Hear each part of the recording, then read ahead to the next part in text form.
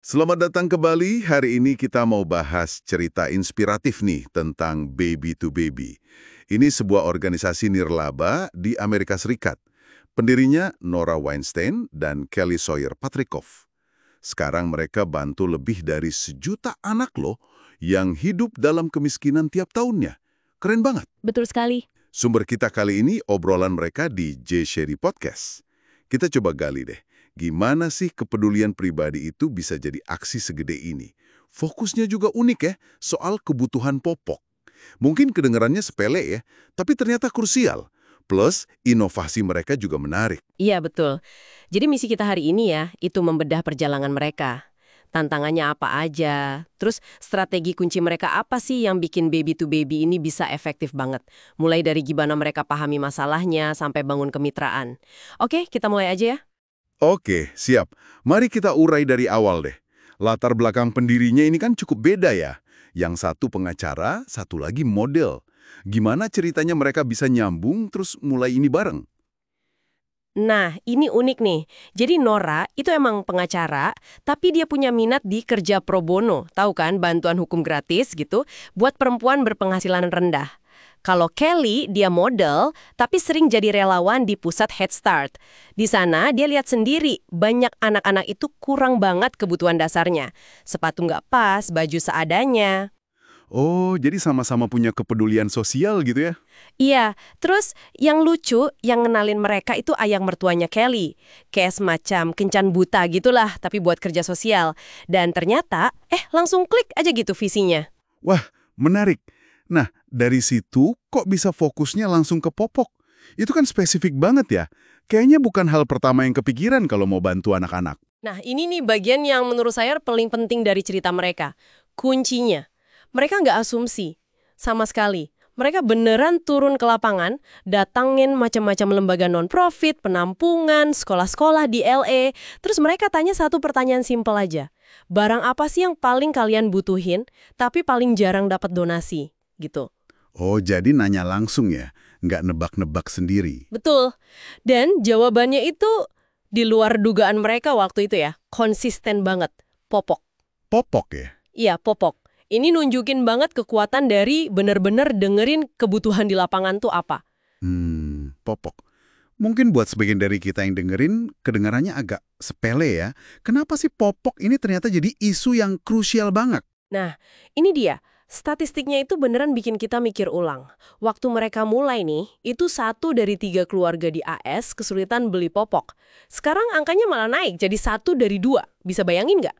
Waduh, separuh keluarga ya? Iya, dan biayanya itu nggak murah loh. Sekitar 80 sampai $100 per bulan. Itu per bayi. Buat keluarga yang pas-pasan, itu gede banget. Tapi yang lebih penting lagi, ini bukan cuma soal bersih atau nyaman. Ini nyambung ke hal lain. Maksudnya? Gini, banyak tempat penitipan anak, itu syaratnya orang tua harus bawa setoran popok bersih tiap hari. Biasanya 6-8 popok. Oh, ada aturan gitu ya? Ada. Nah, kalau nggak bisa bawa popok, ya anaknya nggak bisa dititipin. Akibatnya, orang tua, seringnya ibu ya, nggak bisa kerja atau nggak bisa cari kerja. Wah, jadi kayak lingkaran setan gitu ya? Persis. Ini cara langsung ngunci mereka di kemiskinan. Makanya banyak keluarga terpaksa pakai alternatif lain. Koran lah, handuk lah. Kan nggak sehat dan nggak layak ya. Ya ampun, dampaknya sejauh itu ya ternyata. Terus gimana dong? Mereka mulai ngatasin masalah segede ini. Dari nol kan mereka? Iya, dari nol. Awalnya itu campuran antara nekat, kerja keras, ya ada sedikit keberuntungan juga sih. Mereka dapat donasi gede pertama tuh 100.000 popok dari Haggis. Itu gara-gara foto mereka sama pendukung awal kayak Jessica Alba, Nicole Richie, masuk majalah US Weekly. Wah, langsung dapat dari brand besar ya? Iya, lucunya waktu itu mereka bahkan belum punya gudang yang proper, gitu. Nggak punya forklift buat nurunin palet segitu banyak. Benar-benar modal nekat. Terus gimana tuh popok sebanyak itu?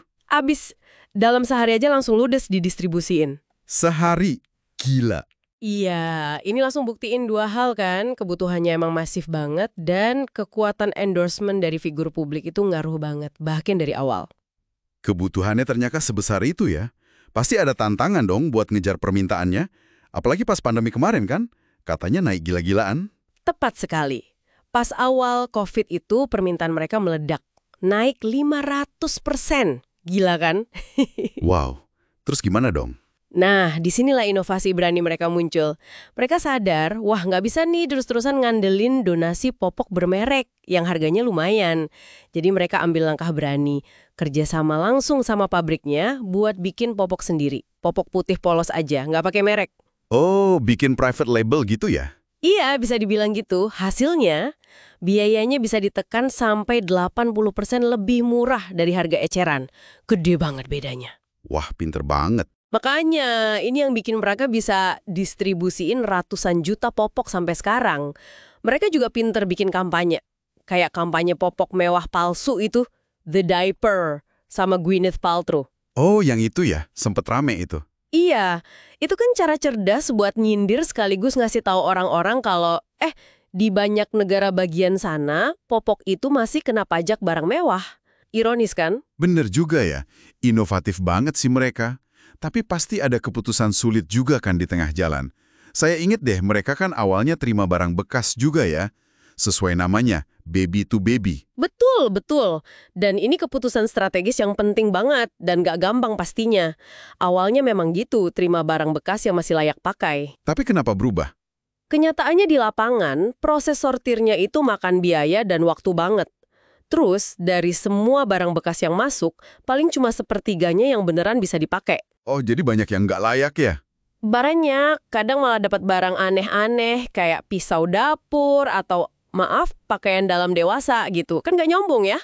Waduh. Jadi ya demi efisiensi, biar bisa bantu lebih banyak cara skala, dan juga buat jaga martabat penerima bantuan, mereka harus ambil keputusan sulit, fokus ke donasi barang baru sama kemitraan perusahaan aja. Ini pelajaran penting juga ya yang mereka pakai pas ada bencana alam gitu. Selalu tanya dulu kebutuhan spesifik di lokasi apa. Jangan asal kirim barang, nanti malah bikin repot di sana. Fokus ke skala dan martabat penerima. Oke. Jadi kalau kita simpulkan nih, pelajaran utama dari perjalanan baby to baby ini apa ya buat kita yang dengerin? Ada beberapa poin penting sih menurut saya. Pertama ya, itu tadi, kekuatan dari benar-benar dengerin kebutuhan nyata di lapangan. Bukan asumsi. Mendengarkan ya kuncinya. Iya. Kedua, berani inovasi. Nggak takut buat ubah model awal kalau emang perlu buat skala yang lebih gede. Ketiga, pentingnya bangun kemitraan yang strategis. Sama siapa aja, selebriti, perusahaan, pemerintah, semuanya penting. Dan yang terakhir, Kegigihan. Mereka cerita, nggak takut buat minta, buat cari dukungan. Ditolak berkali-kali itu biasa. Karena mereka tahu ini bukan buat diri sendiri, tapi buat anak-anak yang butuh. luar biasa ya. Ini benar-benar contoh gimana niat baik aja nggak cukup. Perlu digabung sama riset, strategi yang cerdas, keberanian buat adaptasi, baru bisa bikin dampak sosial yang beneran sistemik dan berkelanjutan. Mereka mengubah pengen bantu jadi sistem bantuan yang efektif. Keren banget. Ini buat Anda renungkan. Inti dari suksesnya baby to baby, dari awal sampai sekarang, itu sebenarnya tindakan simple. Bertanya ke komunitas, apa sih yang beneran mereka butuhin? Bukan kita sok tahu apa yang terbaik buat mereka. Coba deh kita pikirin sejenak. Dalam hidup kita, kalau kita punya niat baik mau bantu orang lain atau komunitas, seberapa sering sih kita beneran luangin waktu buat nanya dulu? Buat dengerin kebutuhan mereka dari sudut pandang mereka sendiri. Mungkin itu yang bisa kita bawa pulang hari ini.